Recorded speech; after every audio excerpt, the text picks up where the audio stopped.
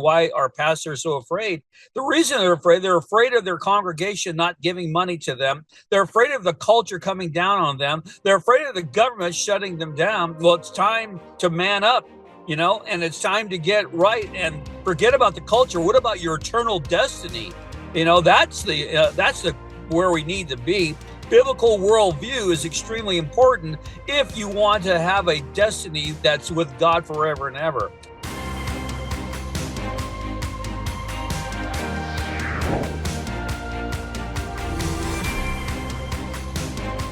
Welcome, everybody, to Conversations That Matter. I have some very special returning guests for you today. Col David Giammona. He is a U.S. Army chaplain, retired colonel. He's also an end times scholar, an author, a writer, and he's the president of Battle Ready Ministries. Our other guest is Troy Anderson. He's a Pulitzer Prize nominated investigative journalist. He's written for all of the big boys. You'd be amazed at this man's incredible resume. He's also the best-selling co-author of numerous books, and he's the vice president of Battle Ready Ministries. They're both doing some incredible work. We've had them on before to talk about their previous book, which was also #1 bestseller, The Military Guide to Armageddon. We want to talk to him today about a new book that they are just on the verge of releasing. It's called The Military Guide to Disarming Deception. Gentlemen, thank you for coming on the program. And let's just start with a basic question. Deception? Where is this alleged deception? Are we being deceived as Americans, as Christians? How and by whom are we being deceived? Well, that's a great question. And I think everybody in the audience is probably laughing right now because deception is all around us. Everywhere you turn, it's in the media, it's in the government, it's in schools, education, college, universities, TV, social platforms, you name it, Alex, it's there. And that's why we wrote the book, because we want to be able to guide people through all the things that they're facing right now. Yeah, I agree. It just feels like we're just drowning in deception. And one of the things that I appreciate most about y'all's work is that you actually name the correct enemy. I agree. This is satanic. This is not just some nebulous forces, not just George Soros. We're literally dealing with satanic deception. Troy, give us some examples of this deception and what purpose it has served, and explain the consequences. I mean, is it a big deal if we're deceived? Yeah, so I mean, maybe a good place to start is when the disciples asked Jesus, "What were the signs of the last days?" The first thing he said is, "Watch out that no one deceives you." And as the colonel just mentioned, I mean, we're living in a world deluged in deception now. So everything from the pandemic to governmental and military psyops being, it used to be the U.S. military was doing psyops on militaries and countries around the world, but now we're the target of the psyop, the deep state. Just you name it, the media, education, Hollywood, pretty much every social media, every sphere of society is just, deluged in deception. And that's the tactic of the enemy, ultimately of the devil and his fallen angels, but also the tactics being used by, political forces, governments, deep state, across the board. Yeah, and I think a lot of the purveyors of this misinformation, disinformation, and deception, they act like it's for our own good. We even heard Dr. Fauci famously admit that, I told you not to wear masks, and I kind of did think masks were good, but I didn't want everybody to go out and buy them. So I mean, they're like openly at this point admitting, in many cases, that they're deceiving us. But the way it's presented, at least, is it's for our own good, right? Sometimes you just have to kind of deceive the people a little bit to deceive them. Are there any benefits to this deception, or is this just all evil? And what's the purpose of it ultimately? Why are they doing this? Deception goes back to the beginning of time. I mean, if you're a Christian, you go back to Genesis. Satan tells through the serpent, tells Adam and Eve, "Did God really say?" Yeah. And so, the purpose of deception, all the way through the thousands of years we've been going through it until now, is to make sure that you don't make it to the kingdom of heaven. That's the ultimate deception. and that and Jesus himself said the road is wide that leads to perdition, and the road to heaven is very narrow and few find it. So there is a purpose to deception, and some in our modern era, the purpose is to make out the everybody calm and cool and collected, so we don't protest the mask or the vaccine or whatever else, so they can continue to lie to us through a propaganda machine to make us feel comfortable in their deception. Yeah, and I want to address in particular some of the deception we've seen around COVID. One of the things that concerned me, I'm not surprised that people that watch CNN were deceived. That doesn't surprise me. It doesn't even alarm me, frankly. But one of the things that really did alarm me was how many Christians and even pastors fell for this. I mean, we had churches that closed for 2 years. Many churches are never going to open again because they bought into this idea that, the pandemic is so serious that we just all have to stop doing the things that God has ordered us to do, like meet together. How vulnerable are Christians? How vulnerable is the church to this deception? When we get back on the other side of the break, I want to talk about how we resist it. But that's one of the things that really bothers me is the deception aimed at Christians and the fact that some Christians still fall for it. How vulnerable are Christians and the church to this deception that we're seeing? Troy, I'm going to let you go first on that one. Yeah, so I mean, just like you, Alex, I mean, I was completely surprised by just the sheer number of believers and churches that agreed to shut down. I mean, for 2,000 years, the church has been open, spreading the good news of Jesus Christ, and all of a sudden we have this, this pandemic, and the church largely just capitulates and shuts down. I mean, it was shocking. And then such a large percentage of people just blindly trusted everything the government, all the propaganda, went out and got these vaccines, which are now it's coming out that they may cause more harm than good. The same kind of thing happened in the rise of Nazi Germany. Hitler told a big lie through Goebbels, and the German people bought into it. And so we're sort of seeing a similar thing going on today. There's actually studies out that show that people are hugely influenced by the propaganda and the media. And so that's why we wrote this book, is to help people navigate this, wake up to what's happening, understand that this is the tactic that the devil and the deep state forces of the Great Reset, that they're trying to roll out this new one world system. And so everything we see happening is to try to deceive us. Like the Colonel said, ultimately the goal is to deceive us so we don't make it to heaven, which is a very serious matter involving your eternal soul. Yep, these eternal consequences here. I hope that has your attention, folks. I want to ask a little bit about the education system too, if you're willing to call it that. I'm not sure I would even use that term anymore. But what role does the education system play in preparing young people, future citizens, future voters for accepting the deception, for being deceived? Now, Alex, these things have been prepared for decades or over 100 years. When we first started schooling in the United States, it was all about the Bible education. The big league schools, Ivy League schools, you go back and look at their history. They were Bible college for educating pastors. And so Dewey came on the scene and reinvented the entire education system with liberalism. And ever since then, the education system is a propaganda machine for the left, the deep state, and everything else to coerce and to educate and brainwash our children. And so parents, I don't want to sound that, sound the alarm because of the book, but the book spells out what you must do as parents to teach your children. Don't be deceived. Don't send them to a public education if you can possibly afford not to, because they are getting every day inundated with all the propaganda of the deep state. And that's why we're here. We are the mess we're in today, because we got educated by liberals over the decades. More to follow on that. That's a big question. Yeah, and you guys know me. That's been one of my passions, is trying to show parents and Christians what is happening there. Troy, what do you think? I mean, what role do the public schools play in just setting the stage for these young people to be deceived going forward? Is it significant?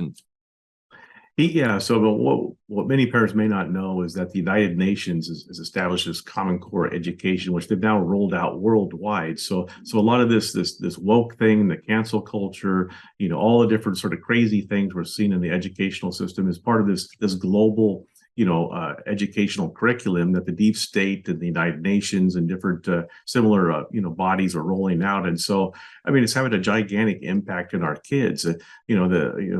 Studies are showing that 60-70% of the kids favor socialism, see themselves as global citizens.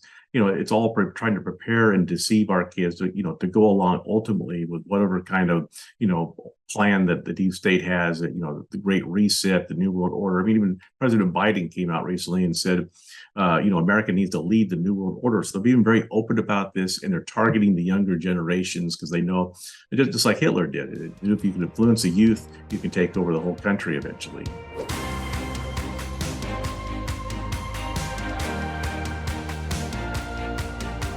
I want to spend this segment talking about how we actually go about discerning what is deception. And so let's start with the basics. How do we know if we're being lied to by the television, by the media, by what we're seeing on our social media feeds, by what our teachers are teaching our children? How do we know if it's lies or if it's truth? How do we discern that? Well, the famous joke is if their lips are moving, they're lying. So true. But the thing is, in the military, before we go into battle, before we're to war, we spell this out in the book. We go through, a review of what is actually happening in what we call a tactical operations center. Well, the colonel, the battalion commander wants to know who's the enemy, what is their strength, what are their tactics, how are they going to attack us, and where, in what direction. And it's the same in our lives. If we pull that properly over to our civilian lives, we've got to analyze who really is the enemy and what are they after? What's their strength? What are their tactics? Well, the tactics of the enemy is to get you to be deceived. And the only way to overcome that is what the FBI did to train their officers. Not that the FBI is any paragon of virtue, but they train their officers for counterfeit money operations to look at a dollar bill and know it so well they don't have to look at anything else that's fake because they know what the dollar bill looks like.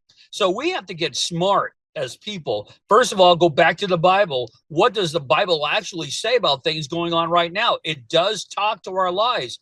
It may be old-fashioned. You may not agree with it. But if you go look on the Supreme Court wall right now, those 10 commandments are still there, although they don't follow them. So we have to get back to basics. What is truth? Jesus said, you shall know the truth, and the truth will set you free. So that's the first thing, is getting centered in what is actually true, and how do I know that they're lying to me? So, there are many, many things we can talk about. I'll stop right there and let Troy finish what I just said.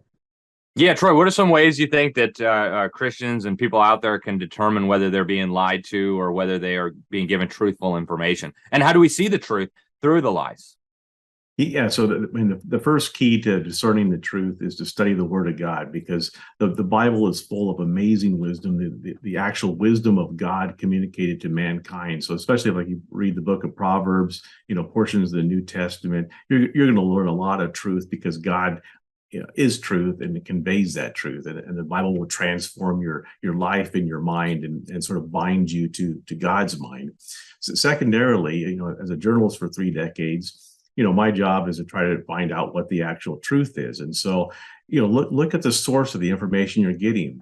There's lots of great media out there, like the New American, other conservative and Christian media, that's doing the best job they can to tell people the actual truth of what's really happening. Whereas you have this gigantic segment of the, what's called the mainstream media, that's really become a propaganda arm of the deep state and the government and the CIA and that kind of things. I remember I interviewed Jim Marrs several years ago. He's a New York Times bestselling author, wrote that great book, Ruled by Secrecy. He was an investigative journalist at the Fort Worth Star-Telegram, and he found out decades ago the CIA had operatives embedded in the editorial boards of newspapers nationwide. That was 20 years ago. Imagine what it's like today. Same thing in Hollywood. So almost everything we're getting bombarded with is some kind of deception, some kind of new worldview that they're trying to communicate to us through movies, social media, and it's all very highly effective. So it's imperative that you get the tools to learn how to discern the truth. Yeah, and where does worldview fit in here? Because as I see it, what's happening in the schools, there's a whole new worldview being instilled in these children, where they're not looking at the world through a biblical lens; they're looking at the world through a Marxist or a secular humanist lens. So, where does your worldview fit in when trying to figure out what's true, what's false, and how about these fact checkers too? Do they play some role in helping us figure out what's true or not? Yeah, that's hilarious. Fact checkers. Every time you see fact checkers, you better run, because they're not after your best interest. Trust me. They are a part of the left and the propaganda machine. And the truth of the matter is, your question is very valid. And what we have to do, it have to be in discernment of all that, including fact checkers, including the liberal press, including all that. Biblical worldview. They did a Gallup poll recently. Only 6% of Christians have a biblical worldview. And pastors, probably less than that. And a biblical worldview cuts right across the grain of the entire culture, communism, socialism, Marxism, CRT, Black Lives Matter, you name it. A lot of pastors, the reason, you had asked earlier, why are pastors so afraid? The reason they're afraid of their congregation not giving money to them. They're afraid of the culture coming down on them. They're afraid of the government shutting them down. Well, it's time to man up, and it's time to get right and forget about the culture. What about your eternal destiny? That's the where we need to be. Biblical worldview is extremely important if you want to have a destiny that's with God forever and ever. I know I'm starting to preach here, but that's basically where we're at. I love it. Preach away. But folks, we're down to about 3.5 minutes here. There's so much more that I want to ask, but I've got to ask this. There's a raging debate that I've heard more and more in Christian circles in America about where we're headed. There's the view that's becoming pretty popular that America is done for. The judgment is here. It's over. Get ready. Things are going to get real tough for Christians. And then you have this whole other school of thought that, no, this is just the beginning. We're going to see this great revival, this great awakening. God's going to expose all this deception, expose all this evil. Where do you guys come down on this? Are we headed for increasing trouble, or are things maybe going to get better before Christ returns? Let me say that first, and I know Troy has wants to respond too, and I'll let that in a moment. But the fact of the matter is, it's a parallel process. The end times have to resolve themselves. The book of Revelation has to come to fruition. There will be a great tribulation. There will be a rise in the Antichrist. There's going to be a global world government. There's no question about it. The question is, when is it going to happen? I'm a very optimistic person. I think God will bring a revival in these end times, but I think it's going to be different this time. I think there's going to be a parallel. As we get closer to the end, many people will get saved, but also at the same time, many people will follow the Antichrist, will follow perdition, and will end up in eternal consequences they don't want to find themselves in. Troy, what are your thoughts on this?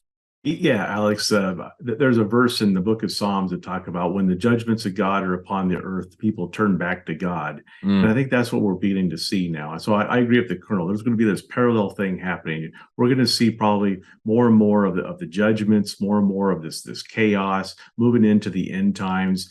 That this is all happening. I've done hundreds of interviews with experts on both sides. Faith leaders. Billy Graham said signs of the end of the age are converging for the first time since Jesus made those predictions. But even experts at existential risk institutes at Princeton and Oxford believe we're approaching the end of human civilization. So there's across the board recognition we're living a very, very dangerous time in history.